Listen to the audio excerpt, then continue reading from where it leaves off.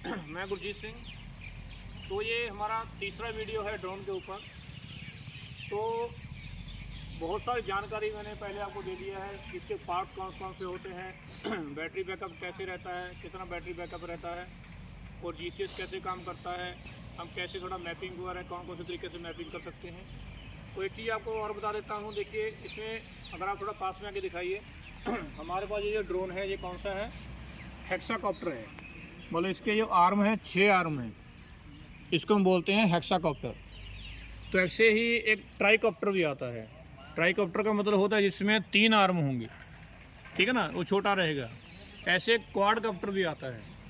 तो ये मतलब अलग अलग टाइप के ड्रोन आते हैं, लेकिन जो एग्रीकल्चर में ड्रोन है वो हमारा वो हेक्साकॉप्टर ही आता है, क्योंकि इसको 10 लीटर का भार लेके भी उड़ना है।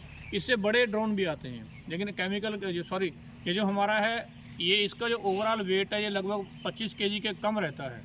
25 केजी से कम होने के कारण ये जो हमारा आता है ये हमारा स्मॉल कैटेगरी में काउंट किया जाता है, ठीक है ना जी।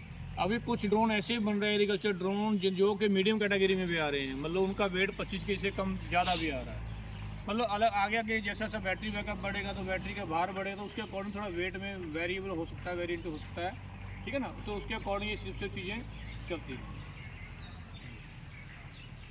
तो हमारे साथ बहुत सारे स्टूडेंट जुड़े हैं, तो कुछ चीज़ें हम और आज बताना चाहेंगे। सर,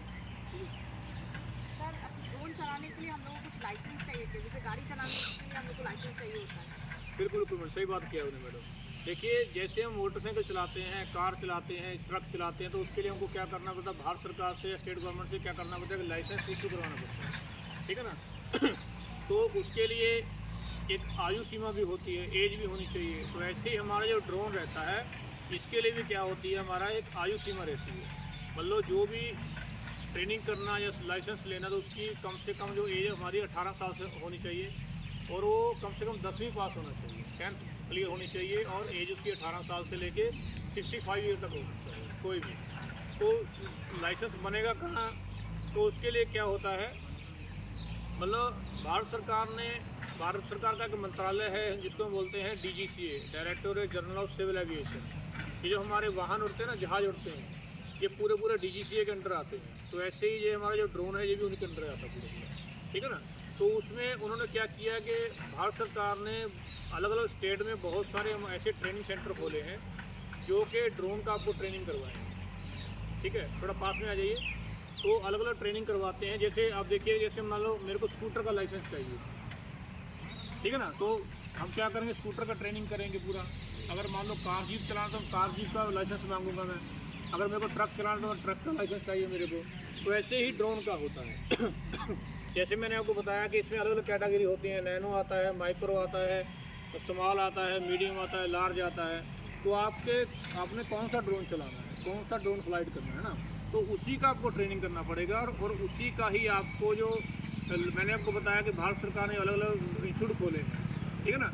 तो वहाँ पे आपका ये ट्रेनिंग दिया जाएगा। पहले आपको DGCA के अंडर वो काम करते हैं।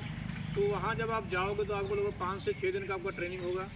आपको उसके पार्ट्स के बारे में, GCS के बारे में, ठीक है ना, बैटरी बैकअप कैसे करना है, कनेक्ट कैसे करना है, इसको फ्लाइट कैसे लेना है, और बहुत सारे इसके रूल रेगुलेशन, कहाँ कहाँ क्या क्या आपको करना है, क्या नहीं करना है, वो सब चीज़ें बताई जाएंगी, ठीक है ना जी। और इसके अलावा तो आपका मतलब 5-6 दिन का ट्रेनिंग होगा। सिमुलेटर पे जो है कंप्यूटर में हम चलाते हैं, वो आपको पहले उसके मैनुअल चलाना सिखाएंगे। फिर आपको जो आप रेंज का चाहते हो, इस्तेमाल है या कौन सा है, तो उसके अकॉर्डिंग आपको ड्रोन को भी मतलब प्रैक्टिस करवाया जाएगा, ठीक है ना जी। तो उसके बाद आपको मतलब इसका लाइसेंस प्रोवाइड होगा। इसको हम सर्टिफिकेट बोल देते हैं, ड्रोन पायलट सर्टिफिकेट के नाम से आता है, ठीक है ना। पहले इसका नाम मतलब क्या था मैडम, लाइसेंस था। पहले लाइसेंस था, लेकिन अभी उसको क्या किया, बदल के सर्टिफिकेट कर दिया गया है, ठीक है ना। तो जो संस्थान ये कराते हैं उसको क्या बोलते हैं, RPTO बोलते हैं, ठीक है ना जी। तो उसको RPTO बोला जाता है। तो ये अलग अलग डिस्ट्रिक्ट में, अलग अलग मतलब स्टेट में लगभग ये, जैसे मान लो हम अभी आसाम में खड़े हैं तो गुवाहाटी में एक सेंटर है।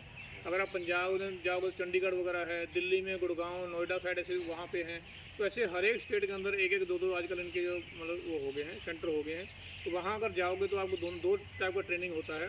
पहला होता है हमारा रिमोट पायलट का सर्टिफिकेट का, और दूसरा हमारा होता है इंस्ट्रक्टर का।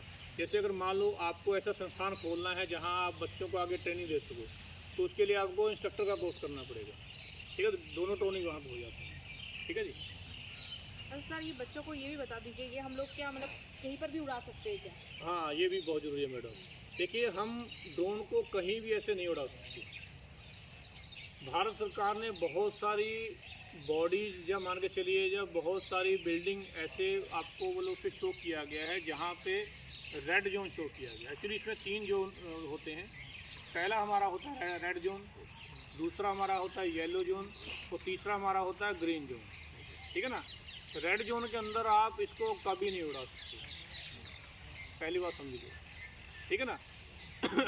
अगर येलो जोन है तो येलो जोन के अंदर भी आपकी एक हाइट की लिमिट होगी, लेकिन उसके अंदर भी आपको परमिशन लेना पड़ेगा, ठीक है ना। वो परमिशन किससे होता है? ATC से मिलता है, एयर ट्रैफिक कंट्रोल। जो हमारा जो जहाज उड़ते हैं ना, पहले एरोप्लेन उड़ते हैं, तो उसका जो कंट्रोलर होता है उसको हम बोलते हैं ATC, air traffic control system के नाम से। तो आपको उनसे परमिशन मांगना पड़ेगा कि मैं येलो जोन के अंदर इसको उड़ाना चाहता हूँ, तो अब देखिए वो परमिशन देंगे, तो उसके बाद आप इसको उड़ा सकते हो। तीसरा हमारा आता ग्रीन जोन। तो ग्रीन जोन के अंदर आपको किसी की परमिशन लेने की जरूरत नहीं है, तो आपको लगो इसको 200 फीट तक इसको आराम से आप इसको उड़ा सकते हो, ठीक है। लेकिन आपको एक और चीज़ बताता हूँ, देखिए जैसे आपने पहले लाइसेंस की बात करी, तो जब भी अगर मान के चलिए मेरे को ख़रीदना है तो मैं ऐसे नहीं खरीद सकता। सबसे पहले मेरे पास उसका लाइसेंस होना चाहिए। कौन सा? ट्रेनिंग रिमोट पायलट का, रिमोट पायलट सर्टिफिकेट होना चाहिए मेरे पास, तभी मैं उसको खरीद सकता हूँ, ठीक है। और दूसरा आपको इसमें और चीज़ दिखाता हूँ, जैसे हमारे पास बाइक रहती है, कार है, जीप है, स्कूटर वगैरह है, तो उसमें क्या कहते हैं, नंबर प्लेट रहती है, आपकी रहती है, रजिस्ट्रेशन नंबर रहता है ना। जैसे आसाम का AS12 है, AS01 है ना। तो ऐसे ही यहाँ पे भी अगर देखो, थोड़ा पास में लाइए, यहाँ पे देखिए इसमें एक प्लेट लगा हुआ है ड्रोन के ऊपर। तो इसमें क्या क्या लिखा हुआ है? पहले देखो, उसका कंपनी का नाम लिखा हुआ है, आयोटेक एविगेशन प्राइवेट लिमिटेड। फिर इसके ऊपर मॉडल लिखा हुआ है, देखिए ये कंपनी बहुत सारे अलग अलग ड्रोन बनाती है, तो ये कौन से मॉडल का ड्रोन है। और उसके बाद तीसरा जो है उसका UIN नंबर है, यूनिक आइडेंटिफिकेशन नंबर है। ये क्या है? जैसे हमारा देखिए बाइक का नंबर होता है ना, रजिस्ट्रेशन नंबर होता है असम 12012 करके, है ना, 6335 जो भी है मान लो, तो उसके अकॉर्डिंग ये क्या है, इसका आइडेंटिफिकेशन नंबर है, इसका रजिस्ट्रेशन नंबर है। अब ये रजिस्ट्रेशन नंबर कौन देगा? जब हम ड्रोन लेंगे मैडम, तो ये मान के चलिए जिससे हम ड्रोन ले रहे हैं वही आपको ये ड्रोन आपके नाम पर रजिस्टर्ड करवा के देगा। किससे करवाएगा? वो DGCA से, director general of civil aviation. तो वहाँ पे मतलब आपका, जैसे मान लीजिए, जैसे मैंने आपको पहले वीडियो में बताया, जब इसको उड़ाते हैं तो इसका क्या होता है, लोकेशन ट्रेस होता है ना, लॉन्गिट्यूड लैटिट्यूड वगैरह इसका सब दिखाई देता है। तो अगर आप इसको यहाँ फ्लाइंग करवा रहे हो, तो जो DGCA के पास जो सॉफ्टवेयर है मान के चलो, तो उसमें जितने भी ऑल इंडिया में ड्रोन उड़ रहे हैं वो सब उनको शो होते हैं वहाँ पे, क्योंकि ये डायरेक्टली किससे, सैटेलाइट से कनेक्ट हो रहा है सीधा ऊपर। तो ये उसकी पूरा वहाँ पे शो होगा कि यहाँ पे एक ड्रोन उड़ रहा है। तो जैसे उस पर क्लिक करेंगे तो उसका इसका रजिस्ट्रेशन नंबर आ जाएगा, ठीक है ना। और रजिस्ट्रेशन नंबर आते ही उसका पूरा मतलब बायोडाटा आ जाएगा, जिससे ये किसके नाम से रजिस्टर्ड है, कौन उसको उड़ा रहा है, मतलब मेरे नाम पे तो मेरा पूरा नाम आ जाएगा, पता वगैरह जो भी मेल ID वगैरह दिया होगा सब आ जाएगा, ठीक है ना। मतलब ये ट्रेसेबल है, ऐसा नहीं कि आप कोई भी उड़ा के ले जाओगे। सॉरी, कैसे मतलब जैसे मान लो मैंने इसको उड़ा रहा है, अब कोई मतलब बस जा रही है, बस से इसको टकरा दिया, कोई ट्रक में अंदर मार दिया इसको, जब मान लो मैंने कोई ऐसा कर दिया जो मतलब नहीं करना चाहिए, है ना, तो विस्फोटक पदार्थ इससे बांध के कुछ ऐसे मैंने कर दिया, तो वो कार्रवाई किस पे होगी? जिसके नाम से ड्रोन होगा। अब कैसे पता चलेगा?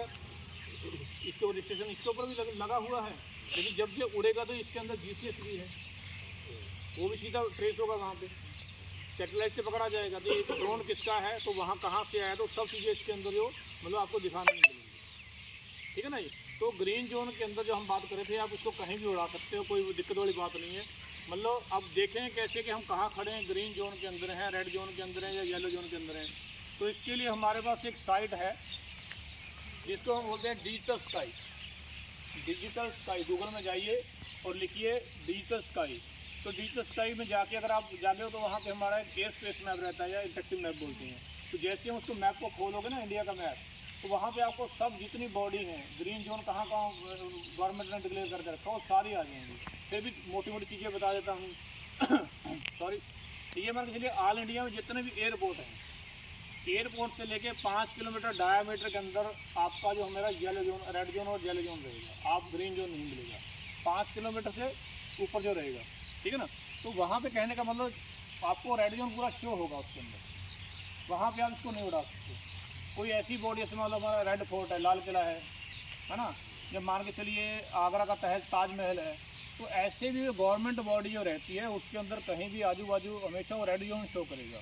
कोई कैंट एरिया है उसके ऊपर आप नहीं उड़ा सकते।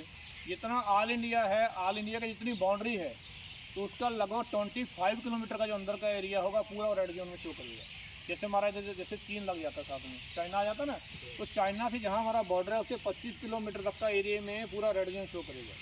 मतलब बांग्लादेश है, कहीं भी हमारा पाकिस्तान के साइड है, इधर भी है, बाउंड्री एरिया जहाँ भी आ जाएगा तो वहाँ से 25 किलोमीटर का जो एरिया होगा अंदर की साइड, वहाँ पे हम इसको रेड जोन शो करेगा, वहाँ पे हम इसको फ्लाइंग नहीं करवा सकते। तो ये वहाँ जैसे आप गूगल में डालोगे, आप अपनी लोकेशन डालोगे कि मैं FMTTA यहाँ खड़ा हूँ, या मान लो आपके डिस्ट्रिक्ट गाँव का नाम डालोगे तो वही मैप शो कर देगा आपको ग्रीन जोन में हो या रेड जोन में हो या येलो जोन में, ठीक है ना जी। ये कुछ चीज़ें थी, इससे आपको बहुत ज़्यादा हेल्प मिलेगी। बाकी मैंने आपको बताया, देखिए कि GCS के अंदर जैसे मैंने आपको बताया ये सॉफ्टवेयर हैं, बहुत सारी चीज़ें हैं। जब ये आप ले लोगे तो हर एक कंपनी के अलग अलग सॉफ्टवेयर रहते हैं, है ना। जैसे आप देखते हैं कि मोबाइल है, सैमसंग का अलग सिस्टम होता है भाई, नोकिया का अलग सिस्टम होता है ना, या मान लो वीवो का अलग सिस्टम है। तो ऐसे ऐसे ये जो ड्रोन बनाता है वो अपना सॉफ्टवेयर अपना बनाएगा कंपनी का, ठीक है ना। तो उसका सेटिंग अलग होगा, सब चीज़ें अलग होंगी।